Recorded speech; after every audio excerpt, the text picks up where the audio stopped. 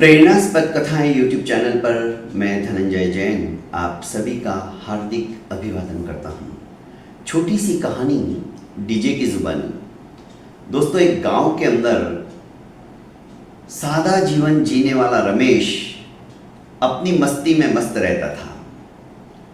गांव में ऐसे कई लोग थे जो दिखावे में विश्वास रखते थे और रमेश इनसे बिल्कुल विपरीत। ये लोग अपने मकान की, अपने दुकान की, अपने खेती की भूरी भूरी प्रशंसा करते हुए थकते नहीं थे। पर रमेश इससे विपरीत। उसकी छोटी सी जमीन दिन रात मेहनत करता और सुलझे हुए विचारों के कारण से बचे हुए समय में लोगों की सहायता करने की सोचता। कभी भी कुछ विपत्ति आ जाए किसी को गांव में तो सबसे पहले रमेश ही दौड़ कर जाता था। किसी को कुछ सलाह लेनी होती थी तो वो रमेश के पास आते थे। गांव के बड़े बड़े संपन्न व्यक्तियों के पास कोई नहीं जाता था, क्योंकि सभी जानते थे कि रमेश जो भी बोलेगा उसमें कुछ ना कुछ तो तथ्य जरूर होगा और वो ही सही दिशा और सही मार्ग हमें बताने वाला है।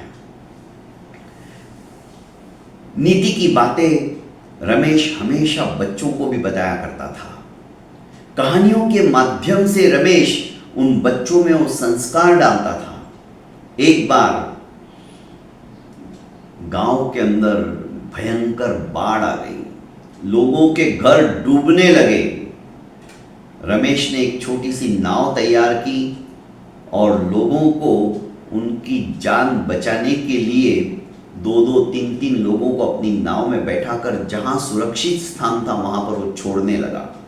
रमेश ने सोच लिया, यदि इस काम के लिए मुझे मेरा सब कुछ बेचना भी पड़ा तो मंजूर है, सौदा घाटे का नहीं है, क्योंकि लोगों की जान बच रही है। और गांव के सारे लोग उसकी इस बात से इतने प्रभावित हो चुके थे, क्योंकि जान सबको प्यारी होती है। सब अपना धन माल छोड़कर अपनी जान बचाने के फिक्र में थे। पर रमेश ने किसी को कुछ नहीं कहा। जो लेके आ रहा है आवश्यक सामान के साथ में, उनको उसके साथ बैठा कर वो नौका में सुरक्षित स्थान पर छोड़ने का काम लगातार 7 दिन तक करता रहा। 7 दिन में रमेश भूख प्यास सब कुछ भूल गया था और गांव के लोगों की सेवा दिन रात करने में जुटा हुआ था। 7 दिन के बाद धीरे धीरे बारिश भी रुकी और बाढ़ का पानी भी समाप्त सा होने लगा। पहले जैसी हालात, पहले जैसी स्थिति गांव की होने लगी। गांववासी वापस अपने गांव के अंदर आने लगे, मलबा निकालने लगे, सहायता करने लगे रमेश को। रमेश बताता गया हमें क्या क्या करना है, नहीं तो बीमारियां पैदा होगी, ये सब हमें तुरंत साफ करना है। आखिर पहले जैसी जब गांव की स्थिति हो गई तो रमेश के नाम की चर्चा शहरों में भी होने लगी कि वहां पर एक ही इंसान ऐसा था जिसने अपने पूरे गांव के लोगों को बचाया है। मीडिया वाले और बड़े बड़े नेता लोग भी रमेश से मिलने के लिए आने लगे। स्कूल के अंदर जब एक सेमिनार हुआ था तो